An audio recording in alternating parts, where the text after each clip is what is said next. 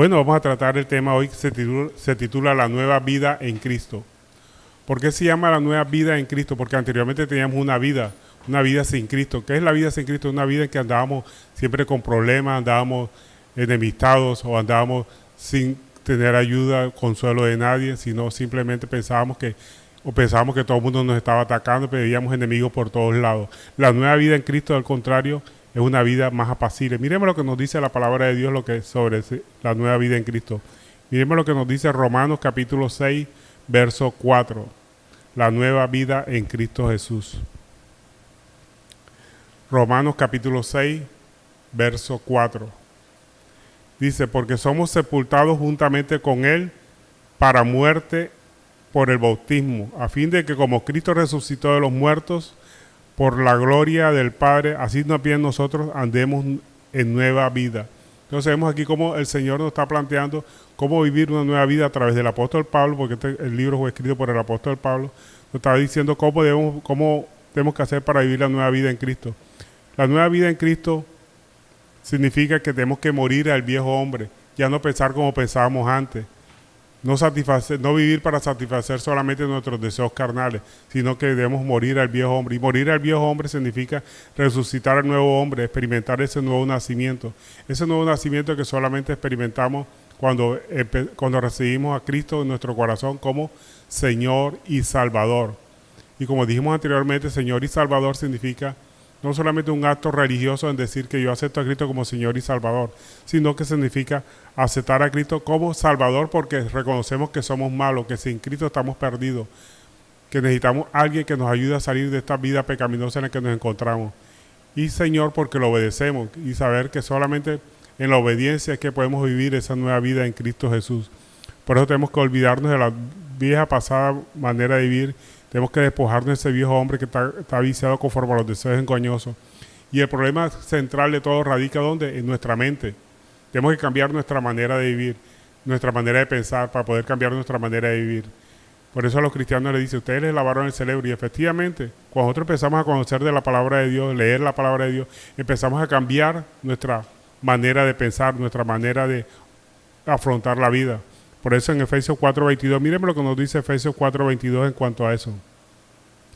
Dice, en cuanto a la pasada manera de vivir, despojado del viejo hombre, que está viciado conforme a los deseos engañosos, y renovado en el espíritu de vuestra mente. ¿Sabe? El problema de todo está en nuestra mente. Cuando nosotros empezamos a estudiar la palabra de Dios nos renueva nuestra mente, nos transforma, nos cambia nuestra manera de pensar, para que podamos cambiar así nuestra manera de actuar.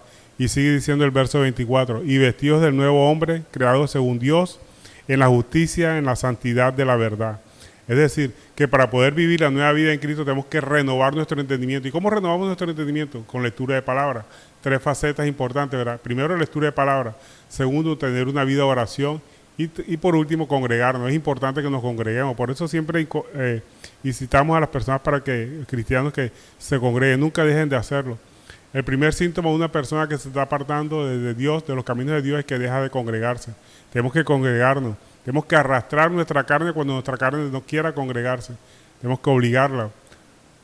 Por eso la palabra en los salmos se dice, bendice alma mía a Jehová y no olvides ninguna de sus bendiciones. Entonces cuando nos den pereza o nos dé flojera o se nos presenten circunstancias que nos impiden ir a congregarnos, tenemos que recordar todos los beneficios que Dios nos ha dado, todas las bendiciones que Dios nos ha dado, y eso nos va a llevar a congregarnos, porque cuando nos congregamos, glorificamos a Dios en medio de la alabanza, glorificamos a Dios en medio del clamor de los hermanos, de la coinonía, estar en coinonía con los demás hermanos, y también cuando escuchamos su santa y bendita palabra. La palabra de Dios también en Mateo 6:33 nos dice, buscad primeramente el reino de Dios y su justicia, y todas las demás cosas serán añadidas. Así que no os afanéis por el día de mañana, porque el día de mañana se traerá su afán. Bástate cada día su propio mal.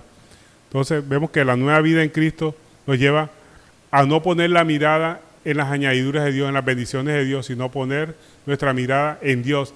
Y el Dios nos dará, cuando ponemos la mirada en Dios, vendrán todas las añadiduras detrás de nosotros. O sea que lo fundamental es poner nuestra mirada en Dios y en su voluntad por encima de las cosas materiales, de las preocupaciones terrenales.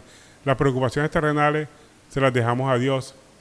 Por eso la palabra de Dios nos enseña siempre, en todo momento, que tenemos que por nada estemos afanosos, sino que sean conocidas nuestras peticiones delante de Dios con toda oración y ruego y súplica, y el Dios de toda misericordia inundará nuestros corazones con su paz, la paz que sobrepasa todo entendimiento. Entonces, cuando se nos presenten afanes de este mundo porque no tenemos que comer o necesitamos algo que se nos presenta como imperiosa necesidad, vestir, ya sea el vestir, el comer, la diversión, que son necesidades de una persona, primero presentemos todas esas necesidades que tenemos a la presencia de Dios, para que el Dios de paz nos llene de su misericordia.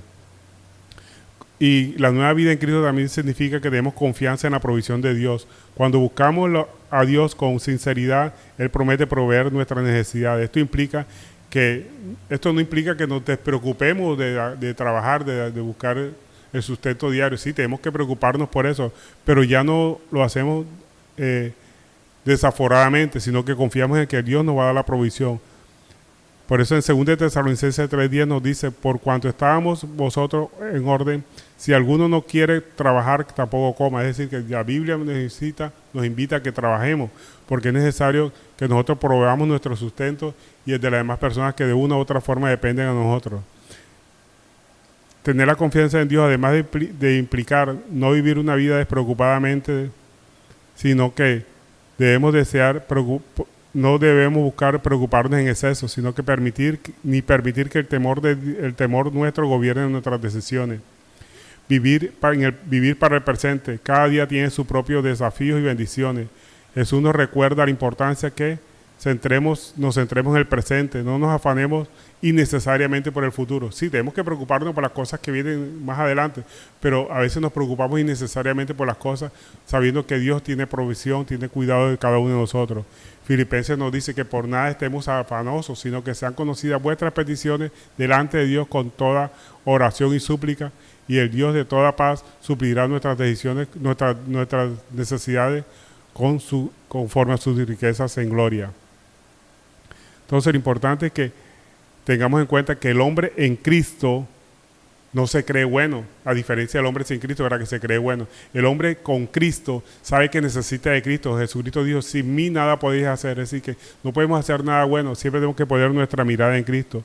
El hombre con Cristo tiene una verdadera libertad de dejar de pecar, de dejar de hacer las cosas malas, porque ya podemos elegir de hacer lo bueno, porque la palabra de Dios nos muestra el camino verdadero, el camino bueno. A través de la palabra de Dios nosotros aprendemos a honrar y a bendecir a Dios y a hacer las cosas que glorifiquen a Dios y que beneficien a nuestro prójimo. Cuando nosotros vivimos para Dios, para glorificar a Dios y hacer cosas que beneficien a nuestro prójimo, dejamos de practicar el pecado, dejamos de vivir una vida solamente centrada en nuestro yo, en una vida egoísta, sino pensamos primero en Dios y segundo en nuestro prójimo. Mientras que el hombre carnal es primero yo, segundo yo, tercero yo. No, en la vida espiritual nosotros primero pensamos en glorificar a Dios, que todo lo que nosotros hagamos sea para glorificar a Dios, ya sea que comamos, que vivamos, todo sea para glorificar a Dios y obviamente hacer el bien a nuestro prójimo.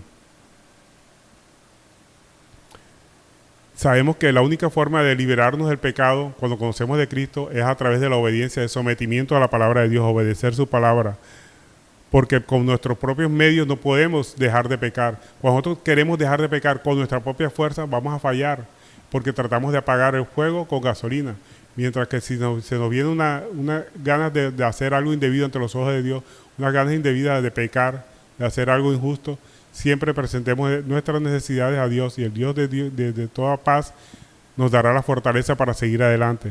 Es decir, que nosotros reconozcamos nuestra incapacidad de liberarnos de nuestros pecados y que solamente con la obediencia en la palabra de Dios podemos hacer el bien. Tenemos que vivificar nuestra vida espiritual, y vivificar nuestra vida espiritual es una vida de oración. Como decimos anteriormente, nosotros tenemos dos clases de deseos, unos deseos carnales y unos deseos espirituales.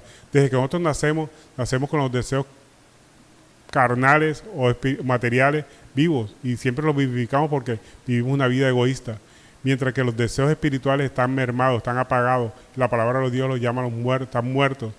En la medida que nosotros recibimos a Cristo en nuestro corazón, empezamos a hacer lo que Dios quiere, empezamos a vivificar la parte espiritual y obviamente a morir al viejo hombre, a dejar de satisfacer los deseos carnales de concupiscencia. Hay muchos deseos carnales que son buenos, como el deseo de satisfacer nuestras necesidades de alimentarse, esos son buenos, pero cuando comemos en exceso ya se convierte en pecado, ya sería gula. Entonces hay deseos que son buenos, pero en exceso son malos. Entonces tenemos que vivir una vida simplemente equilibrada ante los deseos que nosotros tengamos. Cuando exageramos los deseos, pues ya se convierten en pecado, como el ejemplo que pusimos, el de comer. Comer es bueno, pero comer en exceso o comer desmedidamente ya hay gula y eso es pecado ante los ojos de Dios. Y cuando sabemos hacer lo bueno y no lo hacemos, o sea, pecado por omisión, acciones por omisión también se consideran pecado, porque el que sabe hacer lo bueno y no lo hace, le es considerado como pecado. Entonces tenemos que pedirle fortaleza a Dios para que nos dé esa libertad de poder hacer lo bueno. Nosotros cuando somos cristianos tenemos conciencia de que necesitamos la ayuda de Cristo en todo momento, principalmente de Cristo, y de que nos prediquen la palabra de Dios, de asistir a los centros de reunión, a las iglesias para escuchar palabra de Dios, para alabar a Dios. Cuando nosotros cantamos la alabanza, estamos orando con música, y es importante que nosotros siempre oremos, que cantemos alabanzas al Señor. No olvidemos ninguno de los beneficios que Dios nos ha dado. Cristo nos ofrece libertad de la esclavitud del pecado, de esa tendencia natural del hombre de pensar y de actuar mal. Con nuestra fuerza no podemos salir de esa condición espiritual de pecaminosidad, solamente cuando creemos en Cristo y Cristo nos da la libertad para poder salir de la esclavitud del pecado y nos liberta además de la condenación eterna, de la condenación de nuestra vana manera de vivir y de esa condenación de esclavitud del pecado en la que ya estábamos metidos. Los vicios del pecado solamente los podemos enfrentar con la ayuda del Espíritu Santo. Él nos da fuerza. ¿Cómo son las fuerzas que nos da el Espíritu Santo? Con el conocimiento de la palabra. Y el conocimiento anudado a la sabiduría, que es pedir la intervención del Espíritu Santo para que nos fortalezca y poder dominar nuestra naturaleza carnal. La palabra de Dios nos enseña que el que te falte de sabiduría, pídala. La sabiduría debe entenderse como el máximo grado del conocimiento. El conocimiento lo adquirimos a través de la lectura de la palabra, pero el solo conocimiento no nos da sabiduría. La sabiduría viene de Dios, que es el que la puede dar. Entonces, si nosotros estamos leyendo la Biblia y no la entendemos, pidámosle a Dios que nos dé la sabiduría para entenderla y poderla aplicar a nuestra vida. Porque de nada sirve leer la palabra de Dios, entenderla y no ponerla por obra, porque seríamos unos oidores olvidadizos. Tenemos que leerla, estudiarla y ponerla por obra. Eso es lo fundamental en nuestra vida, poner por obra todo lo que nosotros estudiamos para poder tener una restauración, una nueva vida en Cristo Jesús y poder vivir en armonía con los mandatos de Dios, porque somos reconciliados con Dios por la fe en Cristo, y poder también vivir en paz con nuestros semejantes, porque nosotros obedecemos la palabra de Dios. Todo nuestro círculo alrededor, familiares, amigos, empiezan a tener una verdadera amistad con nosotros, una verdadera relación en paz con cada uno de nosotros. Eso es cuando tenemos a Cristo, que nos da la nueva fuerza. Soportamos las imperfecciones de los demás con la ayuda del Espíritu Santo, porque es difícil nosotros soportar las imperfecciones de otras personas. Solamente con la ayuda del poderoso Espíritu Santo podemos hacerlo. Por amor a Dios, entendemos los problemas de las demás personas y podemos soportar con paciencia las imperfecciones de las personas. La nueva vida en Cristo significa una transformación tanto interna como externa. Interna porque nos cambia nuestra vana manera de vivir, porque éramos anteriormente rebeldes, éramos orgullosos, y somos transformados en una nueva criatura en la cual somos mansos y humildes. Y eso es lo que nuestro Señor Jesucristo quiere que seamos nosotros, mansos y humildes. Mansos porque obedecemos la palabra de Dios, y humildes porque tratamos a los demás como si fueran superiores a nosotros. Y eso da un respeto recíproco, porque cuando nosotros tratamos con respeto a las demás personas nos van a tratar de la misma forma con respeto. El plan de salvación de Dios no es solamente por fe, es por obra, pero por obras no para obtener la salvación, sino que nosotros hacemos buenas obras porque ya somos salvos. La salvación proviene de la verdadera obra que Cristo hizo en la cruz del Calvario, que fue su muerte y su resurrección. Su muerte por los pecados nuestros y su resurrección a través de la cual nosotros tenemos vida y vida en abundancia. La obra del Espíritu Santo nos da una gracia previniente, la cual nos prepara nuestro corazón para recibir el Evangelio, para que respondamos y hacemos buenas obras. Pero no hacemos buenas obras para conseguir la salvación, porque la salvación solamente es por la obra de Cristo, sino que hacemos buenas obras porque ya somos salvos. O sea, las buenas obras son consecuencia de haber recibido la salvación. Y como ya dijimos, nadie se salva por buenas obras, porque si nosotros fuéramos salvos por hacer buenas obras, ¿Para qué hubiera venido Cristo? Hubiera dicho desde allá del cielo, sálvese el que pueda ser bueno. Pero no, Cristo vino para salvarnos. Cristo no vino a condenar al mundo, porque el mundo ya estaba condenado. Vino para darnos salvación y vida eterna. Pero nosotros tenemos que responder a la obra redentora de Cristo en la cruz del Calvario. O sea, tenemos que hacer obras. ¿Y cuáles son las dos principales obras que nosotros tenemos que hacer para responder positivamente a la obra salvadora de Cristo en la cruz del Calvario? Nuestro arrepentimiento, arrepentirnos de nuestra vana manera de vivir, arrepentirnos de creernos buenos, de saber de que somos malos, y conversión, o sea, actuar conforme a la obediencia a la palabra de Dios. Son los dos requisitos fundamentales que tenemos que hacer: arrepentimiento y conversión. Reconocer que somos pecadores y que estábamos condenados. Y la conversión significa avivar el Espíritu Santo en nosotros con la lectura de la palabra de Dios, con oración, congregación. Por eso la palabra de Dios nos dice: aviva el fuego que hay dentro de ti. Tenemos que avivar el fuego del Espíritu Santo en nuestra vida. Y la única forma de avivar el fuego del Espíritu Santo en nuestra vida es leyendo la palabra. Tenemos que leer la palabra. Si no tiene forma de leer la palabra, por lo menos escuchar la palabra en una emisora o por radio. En fin, hay muchas formas de leer la palabra, de estudiar la palabra de Dios por el mismo internet. Pero fundamentalmente, más importante es que leamos directamente la palabra, porque hay muchas páginas o emisoras que tergiversan la palabra y muchos evangelios tergiversados. La mejor forma de saber de que el evangelio no está tergiversado es leyendo directamente por nosotros la Biblia. Reina Valera, versión 1990, la que recomendamos, 1960, la que siempre recomendamos, que es la que es como más, está más al tanto o a la par de los textos originales.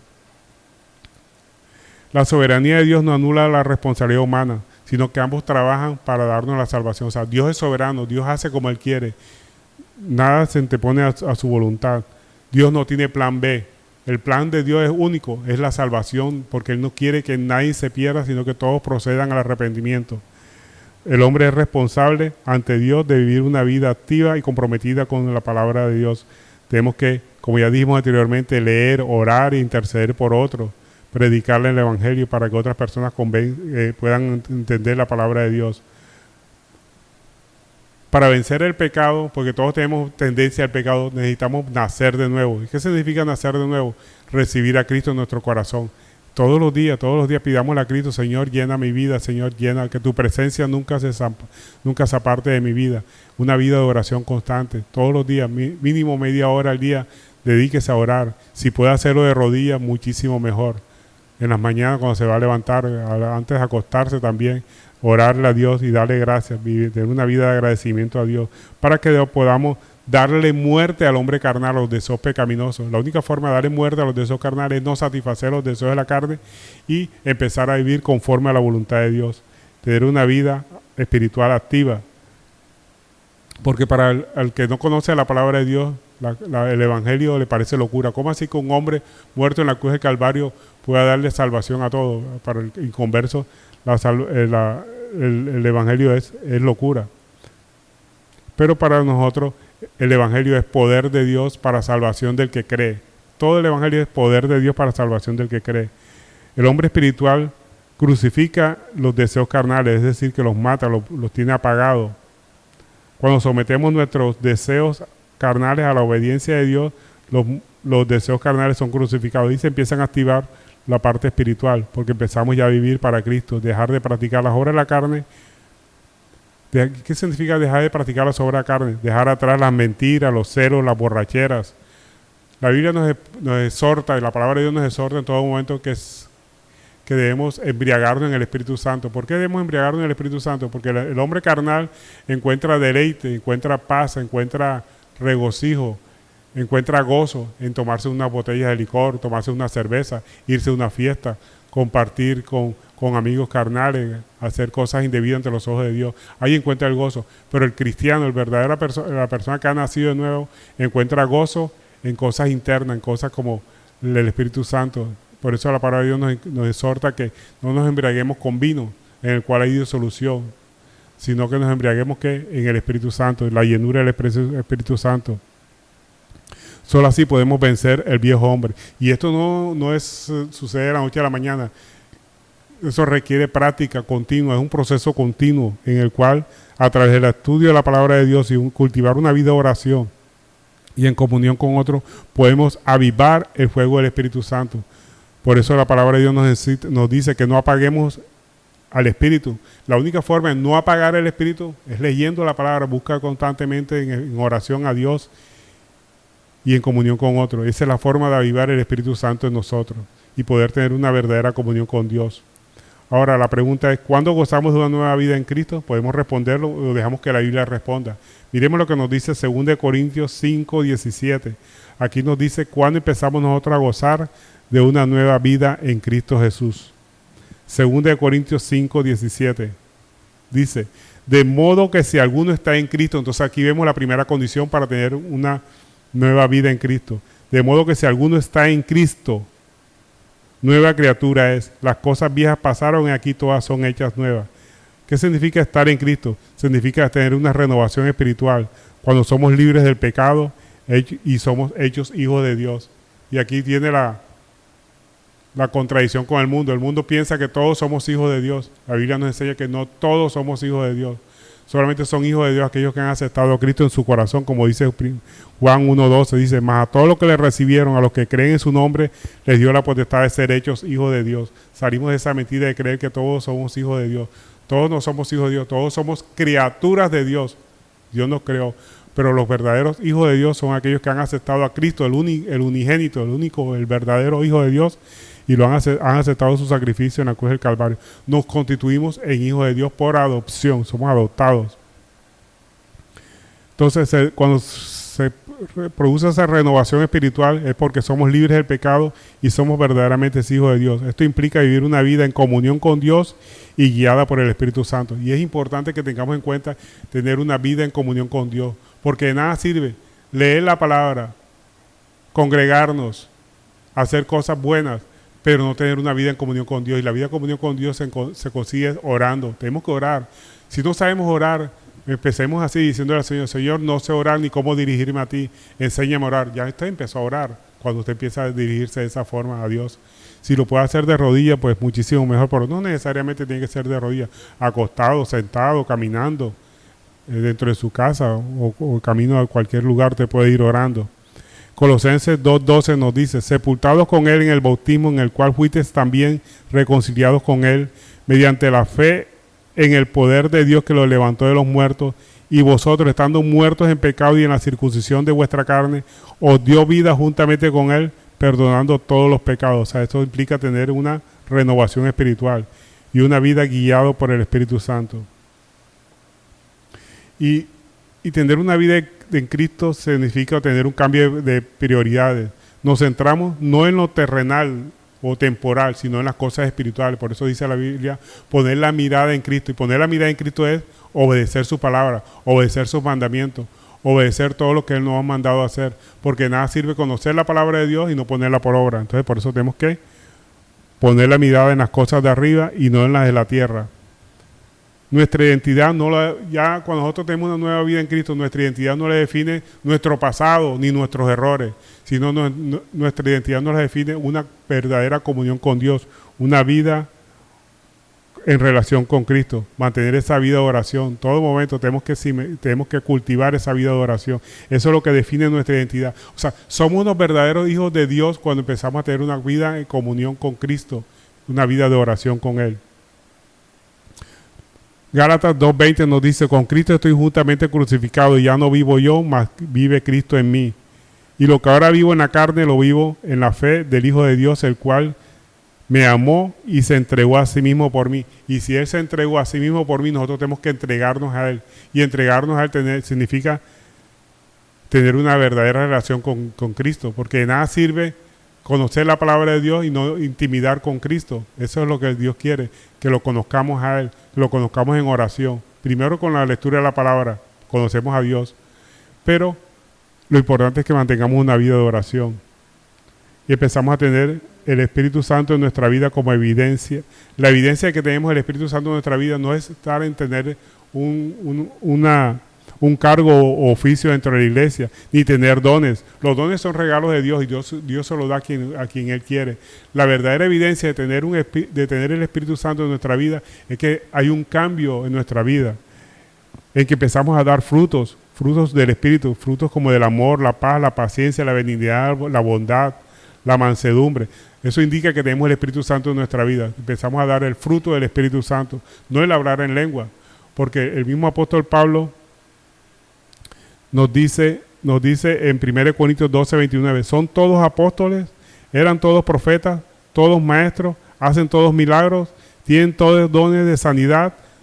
¿Hablan todos en lengua? ¿Interpretan todo? Obviamente la respuesta a todas estas preguntas es no. O sea, en la iglesia no todos hablan en lengua, no todos interpretan, no todos tienen dones de sanidad, no todos son pastores, no todos son profetas, no todos son evangelistas. Pero lo que sí se requiere de un verdadero cristiano es que dé frutos que demuestren que tiene el Espíritu Santo, que es que dejan de ser lo que eran antes, que empezamos a manifestar amor, paz, paciencia, bondad, benignidad, templanza, dominio propio. Eso sí es lo que evidencia que verdaderamente el Espíritu Santo está en nuestra vida. Como consecuencia, tener una vida armoniosa con Dios, tener una vida de oración. Esas son consecuencias, tener el fruto del Espíritu Santo. O sea que la evidencia de tener el Espíritu Santo no es hablar en lengua. La evidencia de tener el Espíritu Santo es tener una vida transformada como consecuencia de una vida armoniosa, una vida de mantener una relación armoniosa con Dios.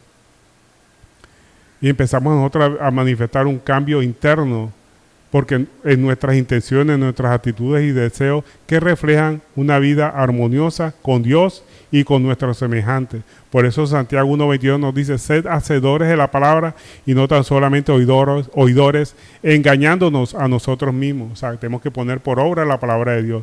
Y esto es lo que significa tener una nueva vida en Cristo Jesús. Tener una nueva vida en Cristo Jesús significa tener un cambio interno en nuestra manera de pensar, en nuestra manera de actuar, en nuestra manera de relacionarnos con otros. Es un proceso que no se da de la noche a la mañana, sino que es un proceso continuo, constantemente, en que se cambian nuestras intenciones, nuestras actitudes, nuestros deseos, que reflejan una vida armoniosa, en armonía con Dios. Y eso es lo que significa tener una nueva vida en Cristo Jesús. Y es el motivo de la enseñanza del día de hoy. Amén. Bueno, y esta ha sido la enseñanza en el día de hoy. Espero que la atesoren en su vida y lo más importante, que la pongan por obra.